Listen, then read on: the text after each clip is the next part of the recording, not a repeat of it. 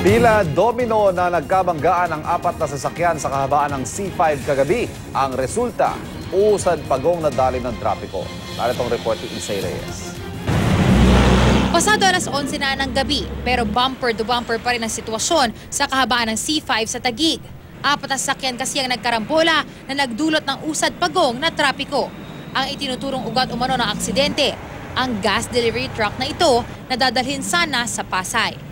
Ayon sa driver nito, hindi raw niya napansin na bumagal ang takbo ng van sa kanyang harapan. Hanggang mabangga niya ito. Ang tinubok niyang van, bumangga pa sa isang SUV. Hindi ko napansin na, napahina na po yung takbo ng sa harapan ko. Nung napansin ko po yung sa harapan ko na humina yung takbo, nag-brake na ako. Eh, inabutan na po. Inabutan mo na yung Kasunod ko po yung van. hindi na kinaya ng brake mo. Hindi na po eh. Bigla na lang tumalpok sa likod ko, tapos ako tumama dito sa sinundan ko. Hindi na. Kasi Nung nag-iba ng direksyon na to eh. Nung pagkatama dito, nag-iba siya ng direksyon. Nagkaroon ako ng puwang dito. Tapos pagkabangga uli, dire-diretso na ako. Ito, nakagilid to eh, pero napalusot ko dito sa gilid. malakas yung bangga sa'yo. Malakas. Malakas. Oo, Ano sa tingin mo yung takbo niya? Gaano kabilis? mabilis yan.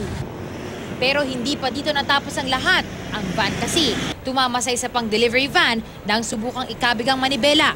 Abot-abot ang tama ng mga sangkot at sasakyan maliban sa pinagmulan umano ng aksidente.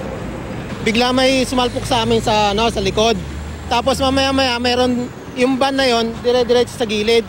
Di ko na iniwas na gano'n dahil nakita ko na parating na siya. So kinabig ko ng konti para lumusot siya, kaya lang nabot pa rin kami.